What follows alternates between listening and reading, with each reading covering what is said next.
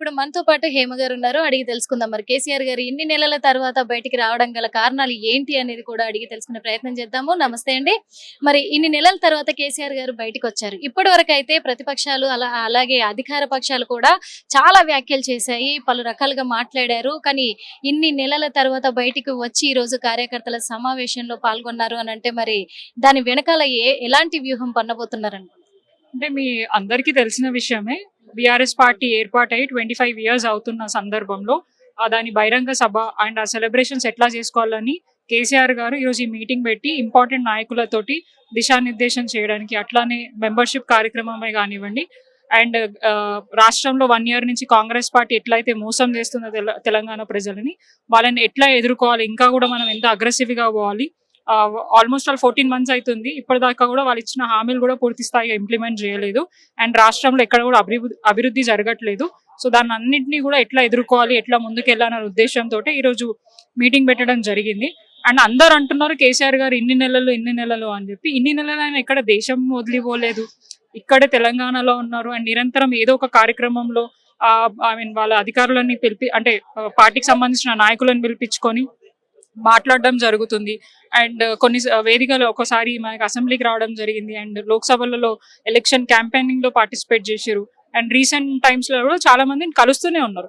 ఎక్కడ కూడా ఆయన రెస్ట్ తీసుకోవట్లేదు. కేవలం ఏమంటారు, గవర్నమెంట్ పోయిన తర్వాత, కాంగ్రెస్ వచ్చిన తర్వాత వారికి హెల్త్ ఇష్యూస్ వచ్చాయి. సో ఆ హెల్త్ ఇష్యూస్ ని బేస్ చేసుకొని, ఆయనకున్న ఏజ్ ఫ్యాక్టర్ ని బేస్ చేసుకొని ఆయన కొద్దిగా రెస్ట్ తీసుకుంటున్నారు. రెస్ట్ మోడ్ లో ఉన్న యాక్టివ్ మోడ్ లో మైండ్ ని పెట్టి రాష్ట్రంలో ఉన్న ప్రజలు ఎటువంటి సమస్యలు ఎదుర్కొంటున్నారు, వారికి ఎట్లా అండగా ఉండాలని చెప్పేసి మా నాయకులని నిరంతరం ముందుకి పుష్ చేస్తూ, ఎక్కడ కూడా సమస్యలు రాకుండా వచ్చిన సమస్యలని ప్రజలతో ఎట్లా మాట్లాడి దాన్ని ఎదుర్కోవాలని నిరంతరం మాకు దిశానిర్దేశం ఇస్తూ మాకు ముందని పంపిస్తున్నారు. సో మొన్న జరిగిన వారి బర్త్డే తర్వాత ఈరోజు ఇక్కడ మీటింగ్ వాళ్ళు ఏర్పాటు చేసి ఇంకా కూడా రానున్న రోజుల్లో పార్టీని బలోపేతం చేసుకోవడానికి, అట్లాగే కార్యకర్తలని ఇంకా కూడా యాక్టివ్ చేయడానికి ఈరోజు ఈ మీటింగ్ ఏర్పాటు చేసి మమ్మల్ని అందరినీ కూడా ఇంకా ఉత్తేజపరిచే విధంగా కూడా వారు ఈరోజు రావడం జరిగింది. సో వారిచ్చే సందేశం, వారిచ్చే మెసేజ్ గురించి మేము వెయిట్ చేస్తున్నాం. కేవలం మేమే కాదు, తెలంగాణలో ఉన్న ప్రజలందరూ కూడా ఇప్పుడు టీవీల ముందు కూర్చొని కేసీఆర్ గారు ఏం చెప్తారు, ప్రజల గురించి ఏం మాట్లాడతారు, మా సమస్యల గురించి ఇంకా అంటే ఎట్లా పోరాడతారు అనేది వాళ్ళందరూ కూడా టీవీల ముందు కూర్చొని టీవీలో వెయిట్ చేస్తూ ఉన్నారు. ముందేమో కేసీఆర్ గారి స్పీచ్ అంటే చాలా ట్రెండింగ్ ఉంటుండే. 1 year నుంచి కేసీఆర్ గారి స్పీచ్ ఎక్కడే లేదు, మిస్ అవుతున్నారు. అండ్ రేవంత్ రెడ్డి గారి మాటలు వినంగానే ఇప్పుడు ఎందుకంటే ఇప్పుడు సంవత్సర కాలం నుంచి కూడా, ఎందుకంటే ప్రజల కోసం ప్రాణాలు ఇవ్వడానికి సిద్ధపడ్డ వ్యక్తి ఈ రోజు ప్రభుత్వం నుంచి దిగిపోగానే కూడా, అంటే ప్రభుత్వాన్ని కూల్చేయగానే కూడా మరి ఇప్పుడు ఈ సంవత్సర కాలంగా ప్రజలకి దూరంగా ఉన్నారు. ప్రజలు అసలు వాళ్ళు ఏ ఇబ్బందులు పడుతున్నారు కూడా వాళ్ళు పట్టించుకొని పరిస్థితుల్లో ఉండిపోయారు. తను ఇంట్లోనే ఉండిపోయారు, ఇంటికే పరిమితం అయ్యారు. మరి అలాంటప్పుడు అంటే ఇప్పుడు కొన్ని వ్యాఖ్యలు వినబడుతున్నాయి ఈ రోజు కేసీఆర్ గారు రావడం పట్ల. అంటే కార్యకర్తల వల్లే పార్టీ ఓడిపోయింది, కార్యకర్తలలో ఐక్యమత్యం లేక వాళ్ళ వల్లే ఓడిపోయింది కాబట్టి మరి ఈ రోజున వాళ్లకు కావాల్సిన అవకాశాలన్నీ కల్పిస్తానని హామీ ఇవ్వడానికి వచ్చారేమో, వాళ్ళను ఒక ఏకతాటి మీద నడిపించడానికి వచ్చారేమో బయటికి. మళ్ళీ ఒకవేళ బీఆర్ఎస్ ప్రభుత్వం మొత్తానికి భూస్థాపితం అవుతాది అనే భయంతో వచ్చారేమో. అట్లేం లేదండి. కార్యకర్తలే పార్టీకి స్ట్రెంగ్త్. వాళ్ళు ఉండడం బట్టే ఈరోజు మా పార్టీ ఇంత స్ట్రాంగ్ గా ఉంది. అండ్ కేసీఆర్ గారు ప్రజలకి దూరంగా ఉన్నారని మాట్లాడుతున్నారు, కానీ కేసీఆర్ గారు దూరంగా ఉండాలి. కేసీఆర్ గారు ప్రతి ఒక్క తెలంగాణ బిడ్డల గుండెల్లో ఉన్నారు. ఇప్పుడు ముఖ్యమంత్రి రేవంత్ రెడ్డి గారు ఉన్నా కూడా తెలంగాణ రాష్ట్రంలో ఎక్కడికక్కడ కేసీఆర్ గారు కావాలి, కేసీఆర్ గారు ఉంటే బాగుంటుందని ప్రతి ఒక్కరు మాట్లాడుకుంటున్నాయి. అంటే పదవిలో లేకపోయినా కూడా ఇంకా కూడా కేసీఆర్ కావాలని కోరుకుంటున్నారు. ఇప్పుడు ప్రభుత్వంలో వీళ్ళు వచ్చిరనంటే మా తప్పిదాల వల్ల ఉండొచ్చు, మేము యాక్సెప్ట్ చేస్తాము, దాన్ని సరిదిద్దుకునే ప్రయత్నం కూడా మేము చేస్తున్నాం. కానీ కంప్లీట్ గా మా మిస్టేక్ తోనే పార్టీ ఓడింది అనడానికి కూడా లేదు. ప్రజల్లో కూడా కొద్దిగా ఏంటంటే ప్రభుత్వాలు మారితే ఇంకా కూడా మాకేమైనా బెటర్ అవుతుంది. గతంలో కేసీఆర్ గారు ఇన్ని పథకాలు ఇచ్చారు, ఇంత అభివృద్ధి చేసిండ్రు. మళ్ళీ కొత్త ప్రభుత్వం వస్తే మాకు ఇంకేదైనా బెటర్ అవుతుంది. మేము 2000 పెన్షన్ అన్నాం, దాన్ని 3000 చేస్తా అన్నప్పుడు వీళ్ళు 4000 అన్నారు. ఇంకా ఒక 1000 రూపాయలు మాకు ఎక్కువ వస్తుంది, ఇంకా మాకు అది లాభమే కదా అని ఆశతోటి డిస్టిక్ లో ఉన్న ప్రజలందరూ కూడా కాంగ్రెస్ పార్టీకి పట్టం కట్టారు. ఆ తర్వాత ఇప్పుడు దాకా మీరు చూసుకుంటే వారికి ఇచ్చిన ఏ హామీలు కూడా పూర్తి స్థాయిగా ఇంప్లిమెంట్ చేయలేదు. అవుట్ రేట్ గా తెలంగాణ ప్రజలందరూ కూడా ఇబ్బంది పడుతున్నారు. రాష్ట్రంలో చాలా ఇబ్బందికరమైన పరిస్థితి ఉంది. ముఖ్యమంత్రి రేవంత్ రెడ్డి ఉన్నా కూడా కేసీఆర్ గారిని కోరుకుంటున్నారంటే వాళ్ళ పనితీరు ఎట్లుండే గతంలో, ఇప్పుడు ఎట్లున్నాయో తెలుసుకున్నారు కాబట్టి ఇప్పుడు కేసీఆర్ గారిని కోరుకుంటున్నారు. అంటే ఇప్పుడు రేవంత్ రెడ్డి గారు కూడా కొన్ని వ్యాఖ్యలు చేశారు. రాష్ట్ర సీఎం అయి ఉండి కూడా అంటే కేసీఆర్ గారికి బతికే హక్కు కూడా లేదు. అందుకే ఫామ్ హౌస్ కే పరిమితం అయ్యారు. బయటకు వస్తే ప్రజలు ఎక్కడ కొడతారో అనే భయంతో ఉండిపోయారు అని చెప్పేసి అంటున్నారు. మరి దీనికి ఏం చెప్తారు? అంటే నేను రేవంత్ రెడ్డి గారిని ఛాలెంజ్ చేస్తున్నా.